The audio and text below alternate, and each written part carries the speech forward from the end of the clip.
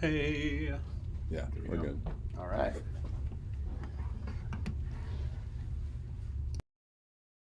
Time.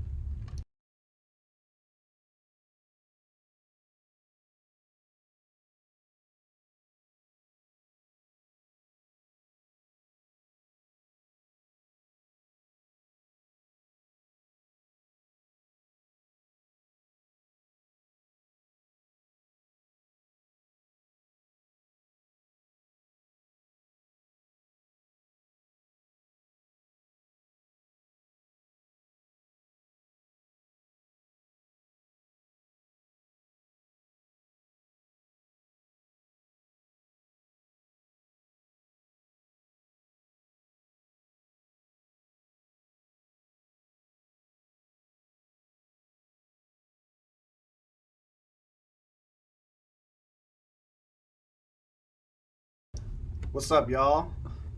This is Neil and Momin, live from the Credmark office. Hello. We thought it would be useful to do a video for this AMA kind of community gathering because we are going to be talking about the upcoming platform release. And historically, visual aids are better way for us to communicate than just talking over Discord.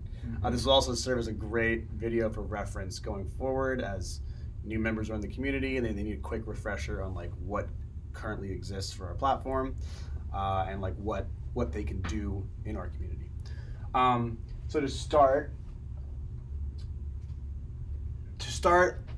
this first AMA series is specifically about tokenomics and how CMK functions from a utility perspective within our platform.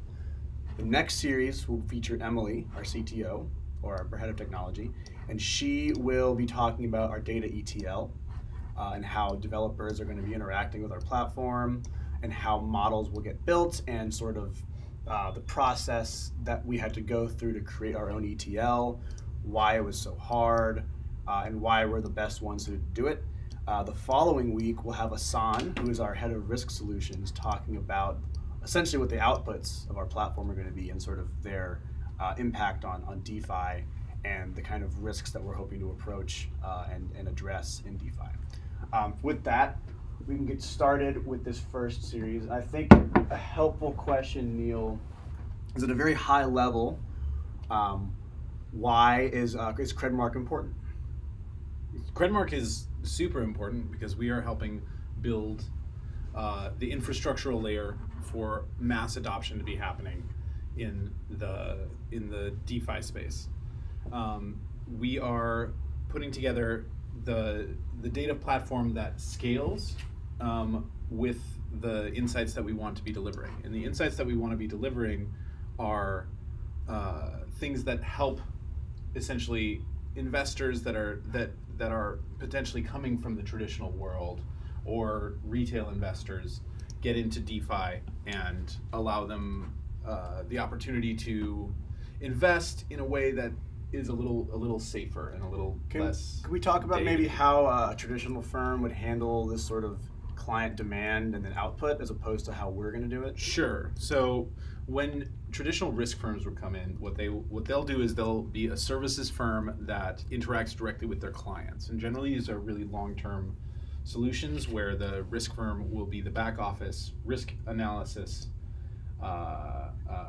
suppliers for large-scale institutions. You can really only afford a back office risk team if you're a huge institution and you've got the money to spend either to build that up internally or to hire that out from a risk firm. And I would say in traditional firms, you essentially have a team of people. That team of people has so many given hours in a day. And so very quickly, as we see in this DAO to DAO environment, we're seeing that the traditional model for back office risk assessment does not really scale with the demand that we see from DAOs. Right, because it's not necessarily, it's a self-custodial solution. If you're a DAO, you have your own treasury and you want to interact with, you're managing your own treasury, so you want tools to help you do that, not necessarily people. The best solution to service DAOs is with a DAO itself. I agree. By leveraging our community and by leveraging our expertise to sort of create the boundaries necessary we can sort of create a risk assessment solution that scales with the growth of DAOs in DeFi. And I think, if anything, that is probably the biggest value we're going to bring to the industry. But let's talk about the actual platform itself. Sure. What buttons are people going to get to push in mid-December when this goes live? The buttons that people are going to get to push are, so this is really, we're essentially launching what I'm considering phase 2 of our entire product line. So phase 1, we started kind of from the top down, and we said our customer is going to be applications, money managers, basically DeFi protocols, DAOs, people with treasuries, and we essentially created that, right? We are a DAO with a treasury that we have to manage, and we needed to create an application that could use our own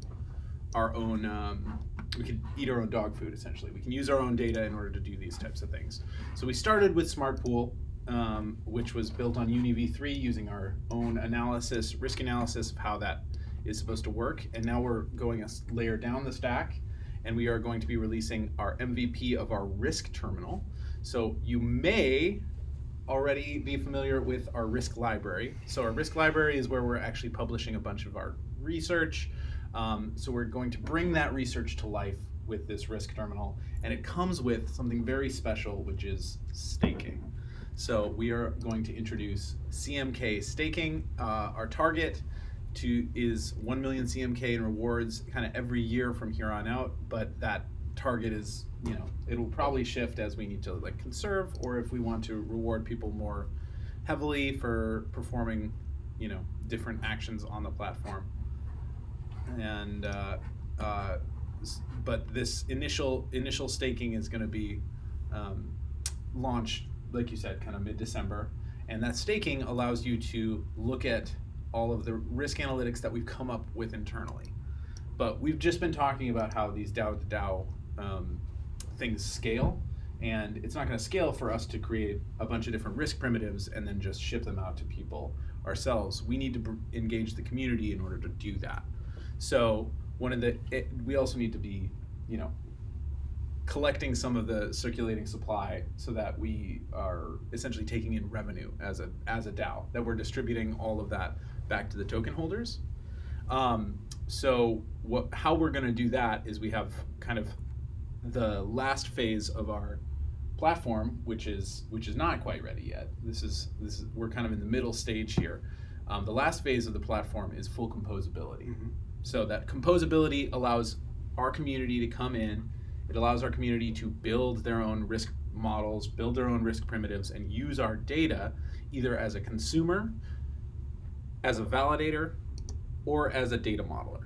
And so each of those roles really needs to be incentivized appropriately. The consumer, for example, they're going to get all kinds of value out of the data, out of the work that the modelers and validators have already done. So the data consumer actually pays a small amount in CMK that allows them to consume as much of this data that they want, but they're still getting the rewards, so that the more the platform is strengthened by their usage of the platform, the cheaper it actually is for that data consumer. Then the modeler, that's a great opportunity for developers who essentially know how to logically get through these different data primitives, but the modeler may not, have the know-how to run all of this infrastructure. So we'll run all the infrastructure for them in a decentralized way, and they'll be able to monetize their work, which is pure logic. They don't have to worry about deploying databases, and they don't have to worry about access and all of those types of other things. So I think most people who are listening probably do not fall under a modeler or consumer, frankly, or a validator. So as someone who just holds CMK and enjoys the community, understands what we're doing, but isn't necessarily an integral part, how does what we're launching in 2 weeks impact them? How can they use their holding of CMK to sort of reinforce the system as the platform comes live? Well, as we have learned this year in a bunch of the DeFi 2.0 projects, staking can really, really stabilize a system. So the staking gives you two things. It gives you rewards, and it gives you access to see the data that we've already built. So those two things provide not only utility, but essentially an investment opportunity for anyone who wants to make a little money off the platform that we're creating, and B, wants to support the project. By staking, you're really supporting the project by stabilizing the whole thing. In a similar way to liquidity mining, staking allows for CMK to be taken out of circulation, which lets the platform itself, the market around the platform, determine who is necessary from that consumer modeler validator standpoint, who is the most necessary at this moment to drive the value of the data platform forward. Cool. So some external questions. I think we've announced a lot of partnerships in the last week or the last couple months, namely CoinShift, Steady State, Yield App. They all kind of come from different universes of DeFi and crypto, but can you broadly talk about, like, when we announce a partnership, like, what does that fundamentally mean as far as like the impact to the platform, the tokenomics? Like, how do partners sort of help in this whole ecosystem? Absolutely. So the partners are going to be the largest data consumers. So since we're sort of a DAO to DAO business model, we're going to need large amounts of data outflows first and foremost to drive demand for our platform. So now that we've got these data models actually bubbling forward and becoming part of the visual identity of the platform, our partners can use that, because you can use a combination of that data and our research in order to better make decisions about the types of DeFi holdings that are the safest. Now, we've kind of got three different types of partners that we're targeting, and Steady State, Yield App, and CoinShift are like three different family. They represent one of each of those families. So the first is insurance providers. Steady State is providing DeFi insurance for the protocols themselves, and obviously that comes with a huge amount of actuarial work. So we can provide that data directly to them, and our community can actually help bolster that by making that data higher and higher quality over time. Yield App is a digital asset management fund. So they are or firm. They are essentially providing yield over a wide swath of different positions. So all of those positions need to have some analysis done in order to be safe, A, and B, they are really interested in some of these emerging protocols. So we can be sort of an avant-garde of these protocols and look forward to kind of categorizing them and figuring out how risk is inherited all the way up to your position. And then the third one is CoinShift, which is tooling for DAOs. So if if our data is directly in these tools, then that allows us to scale through these partnerships in a way that we couldn't scale by kind of segmenting off the DAO tool set. So we think that the DAO tool set is going to collapse into so places where it's all integrated. In a way, these partners represent both demand, one from the type of data needed, and then demand of the actual data we produce. So it's kind of this. They exist on both sides of the marketplace, right? Absolutely, yeah. Well, I mean, they exist on the demand side of the marketplace. We're here for this. I guess I meant, like, we've based some of our some of our research has been guided by like what our partners are interested in. Sure. Yeah. And what we found is that, like, not all of these protocols are built apples to apples. Sometimes they do a better job than others at disaggregating risk, and sometimes that risk is multiplied from the underlying protocols, especially with the yield aggregators. Yeah. So more on tokens and CMK in general. We've gotten a lot of questions from our community, especially overseas, about a centralized exchange list. Yes, So there are some like technical aspects to that, some philosophical aspects to that. Do you want to just kind of touch on like, I guess, why it would make sense for us to approach centralized exchange? Maybe also touching on like, you know, being a DAO and a DeFi project, how that might seem counterintuitive, but at the same time, given the limitations of the current system, it might be necessary. Well, since all of our liquidity is currently offered permissionlessly, we can't tell a centralized exchange that they can't list our token. You know, that's more of a professional courtesy rather than a mechanical limitation or regulatory limitation. To that end, we've got we do have some of these centralized exchanges in the works. Some of them are, you know, interested in listing our token but need certain amounts of liquidity. So the talks around those are always, you know, they're always a little touch and go. But we will be launching on the centralized exchanges rather soon. And the nice thing about it is that in that case, you're with a custodial solution, so you don't necessarily have to pay the same kind of gas fees. Because right now, in order to buy and hold and trade CMK, it's exorbitantly expensive because we're only on the ETH network. Now that is also changing, which I think is even more interesting than the centralized exchanges, is that there's some DEXs popping up that we have done analysis of that we can say with some certainty are as safe as the ETH DEXs in terms of, you know, how battle tested they are. And those are starting to pop up on things like Solana, things like Avalanche, Polygon, and I think you'll see CMK on at least 2 of those before the end of the year. Okay, We'll cool. see, because some of the bridging stuff is permissioned, some of it is permissionless. So like I think Arbitrum is still permissioned. The last time I checked, but that may have changed. But Cool. yeah, So offering on L2s is a really important thing to help the retail side of things get going. Great. So we'll see L2s relatively soon.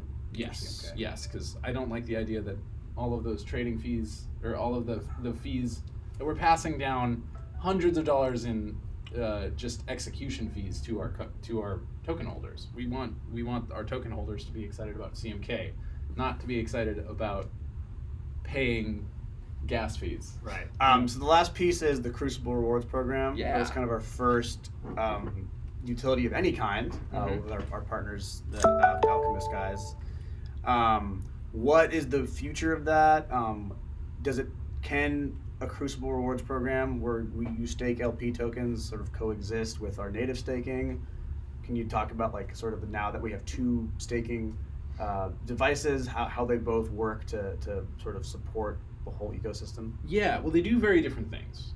So the Crucible staking program is a liquidity mining program. So when you stake on the Crucible, you're staking your ETH CMK sushi tokens. So that means that you have become a liquidity provider in SushiSwap, providing liquidity on the ETH side and the CMK side. Then you take that, you stake it in the Crucible, you get CMK, just flat CMK out as rewards. Our staking program is a different thing. So this is our staking program is about driving stability for our token and providing value for the platform. So that is just straight up, you stake CMK, you get CMK rewards. And the APY will start really high on that, and it'll go down as until we find a place where we have reached a sort of equilibrium.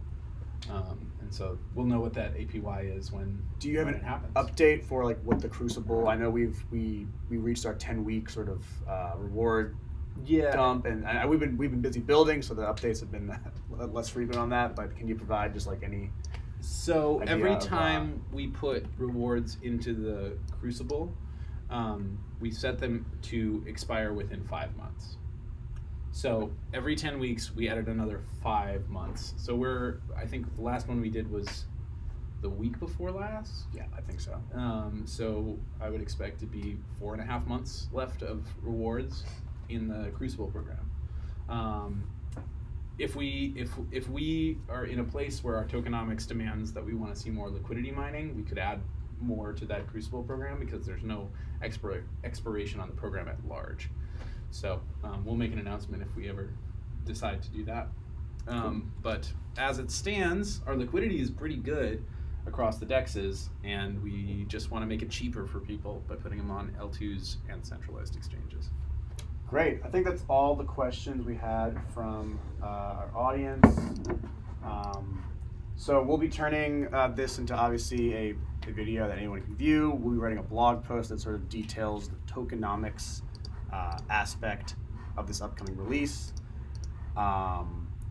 Feel free to jump in our Discord to ask any questions about this, follow-up questions. There's a whole half of the world that's going to have to wait 12 hours to watch this. But we're always there, ready to answer questions. And I think as the platform approaches, our discussions there are going to gear more towards that. Next week, we're going to have Emily on to do something similar, and she's really going to talk about the extreme challenge of building a proprietary data ETL that can be then distributed permissionlessly to DeFi, and sort of how that fits in with this platform. It's going to be really interesting. I think she's been hard at work and made a lot of great progress, and we're all excited to see the fruits of that labor. Until then, again, on Discord, Twitter, and we'll talk to y'all soon. Thanks, everybody.